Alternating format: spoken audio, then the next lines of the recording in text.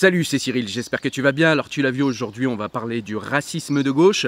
Et en fait, ce que je vais faire, c'est que je vais laisser Claire Koch, dont j'avais chroniqué le livre. Je te mets le lien en description sur la chronique de son livre, Claire, le prénom de la honte. Et en fait, c'est un livre qui parlait de l'assimilation en France et du fait que Claire Koch a eu du mal à s'assimiler en France parce qu'on lui a interdit de le faire, parce que aimer la France, eh bien, c'est tout de suite être classé à l'extrême droite de nos jours, surtout par la gauche française. Et donc c'est ce dont va nous parler Claire Koch tout de suite, et je tenais à te partager ce témoignage parce qu'il paraît hyper éclairant, super important, mais surtout il est concret, c'est-à-dire qu'il est issu d'une expérience et de la réalité et pas seulement d'idéologie comme beaucoup le font trop souvent. Allez, je te laisse regarder le témoignage de Claire Koch, on est parti. Certains dans ta communauté vont te traiter de raciste, de sale française, de personnes qui rejettent ses origines. Et puis certains vont te dire aussi dans la société que tu es un faire-valoir de l'extrême droite. C'est-à-dire qu'aujourd'hui, quand on aime la France, on est l'extrême droite. De toute façon, aujourd'hui, on a l'impression que tout ce qui est à droite de l'extrême gauche, c'est l'extrême droite. Donc, c'est assez simple. Est-ce que tu subis cela encore aujourd'hui au quotidien et comment tu arrives à t'échapper, à te sortir de tout cela? Bien sûr, la plus grande violence, le plus grand racisme, la plus grande xénophobie que je vis et la plus grande francophobie que je vis, elle vient de ceux qui sont issus de la même origine que moi, qui me disent que je suis une lécheuse, pardon pour l'expression, que je lèche le cul des Français, qui ne me verront jamais comme une vraie Française. euh, et que je suis une traîtresse, une harkie. Je savais même pas que c'était une insulte, harkie. Vous vous rendez compte alors que là-bas, il les pourchasse là-bas, il les pourchasse ici. Enfin, voilà, c'est toujours cette haine de la France qui les nourrit. Et ça, c'est ça. On veut pas le voir, on veut pas en parler parce que ce serait stigmatisé.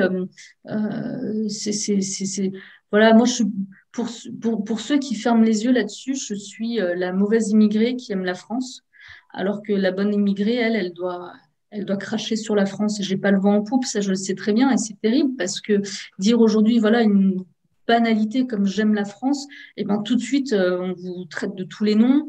Moi j'ai été menacée de mort pour ça. J'ai été sous protection policière. Ah, C'est ça a quand été même, jusque-là quand même. c'était jusque-là, c'était d'une Ah ouais. violence inattendu. Dire juste j'aime la France et je suis française, c'est quand même fou d'en arriver là Ah ouais. aujourd'hui. Hein, je sais pas, on perd la boule, quoi. C'est le monde ne tourne plus rond, quoi.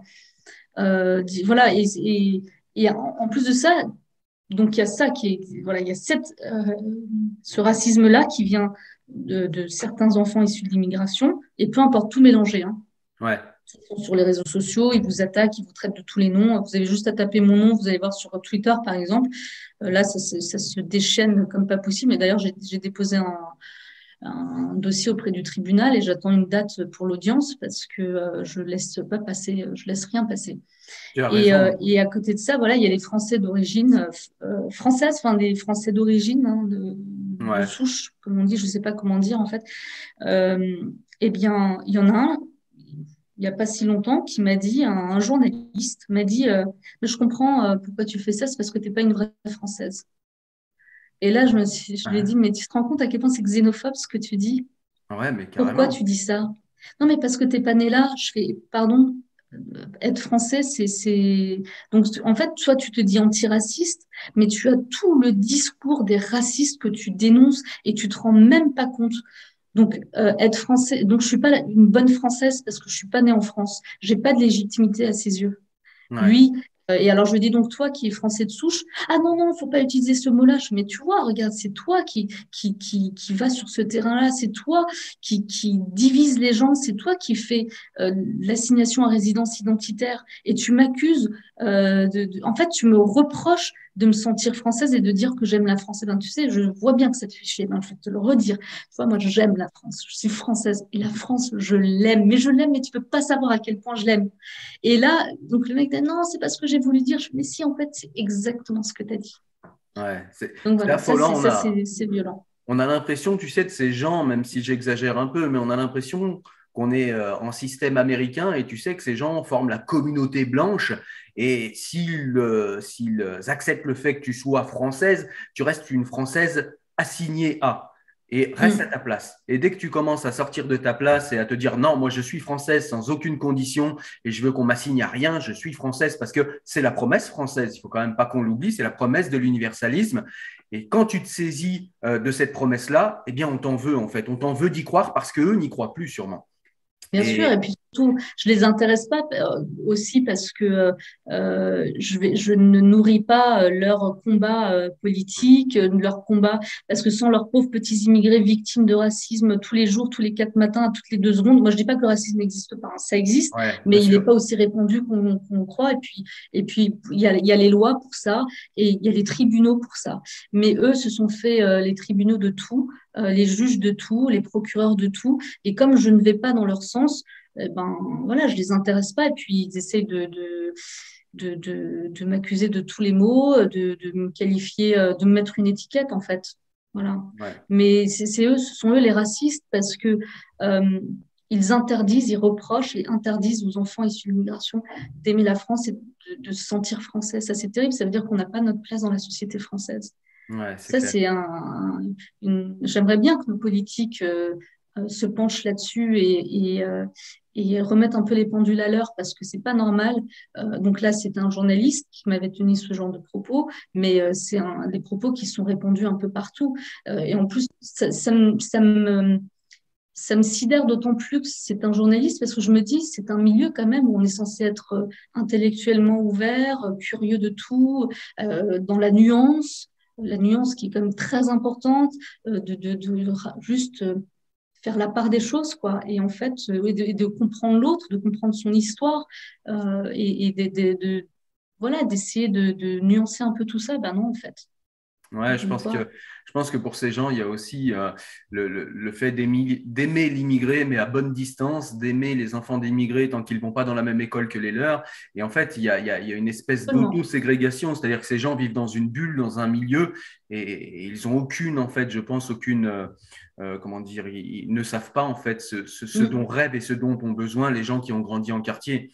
Y compris moi, hein, je le dis parfois, je suis blanc, je m'appelle Chevreau. Mais comme j'ai été placé à 7 ans et que j'ai grandi en quartier, c'est pareil. On m'a toujours dit, ta vie, ce sera de la merde, mais c'est pas ta faute. T'es une pauvre personne, t'inquiète pas. On sera toujours là pour te caresser. Voilà, c'est un peu le syndrome du gauchiste qui veut sauver le monde, qui veut aider les autres, mais et qui a besoin de victimes, qui a besoin de personnes en détresse pour se sentir beau le matin devant le miroir. Et c'est vrai que C'est c'est ce terrible qui se parce que passe. voilà, c'est intéressant ce que tu soulèves parce que moi je le vois aussi dans le milieu dans lequel j'évolue. Enfin, je l'ai vu au début dans ce milieu dans lequel j'évolue.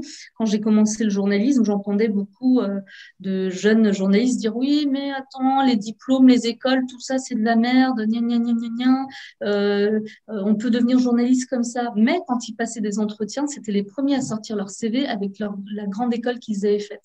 Ouais, c'est Donc, ça. c'est bien pour les autres de leur faire croire que c'est pas important, mais eux, c'est les premiers à se mettre en avant et à montrer tous les arguments pour obtenir le poste. Donc, tout ça, c'est vraiment de l'hypocrisie. Effectivement, la lutte des classes, ils l'ont remplacée par la lutte des races. Eux, en attendant, ils avancent et ils laissent les autres s'embourber dans des conflits et ils emmènent les autres. Moi, encore une fois, je le dis et je le répète, je ne fais pas de politique, mais à chaque fois, on a voulu politiser mon discours, on a voulu politiser mon histoire, politiser mon livre, alors que en fait, un vrai problème de société. Et ça fait partie de de la grande histoire de l'immigration française. En France, il y a des enfants issus de l'immigration qui ont trouvé leur place, qui veulent qu'on les traite comme des Français à part entière, qui ne veulent pas qu'on leur parle de leurs origines tous les 4 matins, qui ne les revendiquent pas tous les 4 jeudis et qui ne les portent pas en bandoulière. Vraiment, ça, c'est très important et je le dis tout le temps. Et c'est terrible parce que c'est encore, encore présent, quoi. J'imagine qu'en plus, ils sont nombreux, ces immigrés-là, mais le problème, c'est qu'ils n'ont pas forcément ta force, ton assurance pour pouvoir faire face et assumer ça au grand jour. Et c'est triste, quoi. Je trouve que c'est Bah, triste.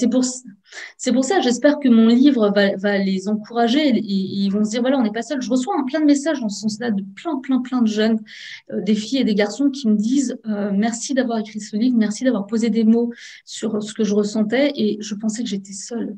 Ouais. Ça me fait vraiment plaisir parce que je me dis, enfin, ça me touche, je vais dire, parce que je me dis, je ne l'ai pas écrit pour rien et il fallait que il fallait que je l'écrive. Il fallait que moi, qui viens de tout en bas, je l'écrive pour montrer ce que c'est aussi la réalité dans notre société aujourd'hui. Et tout à l'heure, on parlait de mon père et de son problème de langue. Je voulais revenir aussi sur un autre élément que j'ai oublié de dire, à quel point c'est important la langue, mais c'est aussi important le bagage culturel. J'entends beaucoup de gens dire, ouais, nous, les enfants d'immigrés, on a dû faire 3 fois plus que les autres parce qu'on est victime de racisme. Non. Moi, en tout cas, et je sais qu'il y en a plein qui sont qui vont se reconnaître dans ce que je dis. Évidemment, encore une fois, hein, je renie pas le fait que ça n'existe pas, mais c'est pas toujours le cas. Tout n'est pas du racisme, tout n'est pas de la xénophobie. Moi, j'ai bossé 3 fois plus que les autres. Alors ça, je peux témoigner que j'ai bossé, mais même 10 fois plus que les autres. Mais pas parce que j'étais victime de racisme ou de xénophobie. C'est parce que j'avais pas les bagages. Mm. J'avais pas les bons codes. J'ai bossé 3 fois plus, 10 fois plus que les autres. Ça a mis beaucoup de temps. Le chemin était beaucoup plus long, mais parce que j'avais pas les codes. Je te Voilà. rejoins là-dessus parce que effectivement, c'est ce qu'on appelle cette confusion de la lutte des races et de la lutte des classes. Puisque encore une fois, avec mon visage blanc, j'ai eu la chance de lire Bourdieu à 20 ans et de comprendre que j'avais pas les codes. Et moi aussi, j'ai dû bosser 2 fois plus, mais pas parce que on se dit souvent, il est blanc, il s'appelle Chevreau, tout lui a été ouvert. Non, j'ai dû lutter 2 fois plus parce que j'avais pas les codes. Parce que quand on m'énervait, je disais, qu'est-ce qui t'arrive? Wesh. Et il a fallu que je l'enlève tout ça. Il a fallu que je comprenne en fait que la manière dont je parle, que la manière dont mon corps se meut et que la manière dont je communique mais voilà ce qu'il y a à l'intérieur de moi en fait trahissait qui j'étais, trahissait la classe sociale d'où je venais et j'avais besoin en fait d'acquérir les codes sociaux des milieux que je visais pour pouvoir justement y arriver. Et tu sais à quel point, puisque tu l'as fait, tu sais à quel point c'est difficile de s'affranchir de tout cela. Mais quand on est jeune, c'est même difficile de le comprendre. Et Dieu merci, moi j'ai eu Bourdieu, tout le monde ne l'a pas. Mais je pense que c'est important de ne pas confondre les deux parce qu'on va finalement voir du racisme de partout et en fait, on ne va pas régler un problème qui est fondamentalement social en fait. Mhm. Et on voit Absolument. ça dans ton livre. J'aime beaucoup en fait le fait que tu mettes ça au premier plan aussi dans ton livre. Oui, et je te remercie de le rappeler parce que ça, les grands déclassés, on n'en parle jamais. Il y a aussi on les appelle les petits blancs, sans être péjoratif, hein. Je me permettrai jamais de manquer de respect. Mais voilà, cette France périphérique, cette France des villages ou même des cités, cette France des Français d'origine, pauvres, les mauvais pauvres en fait, parce ils sont blancs, à qui dont on ne parle jamais et qui sont les grands oubliés de la discrimination et du racisme, en fait. Il existe un racisme anti-blanc, je veux dire, le dire, c'est le renier ou fermer les yeux là-dessus, et c'est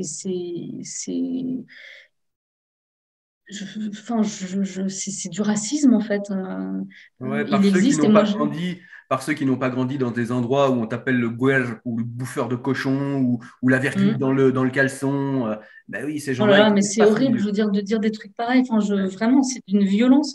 Comment ces gens peuvent se dire militants antiracistes quand ils font du tri eux-mêmes dans leur combat? Et il y a ceux qui méritent d'être défendus et ceux qui méritent pas parce qu'ils sont nés dans leur pays d'origine.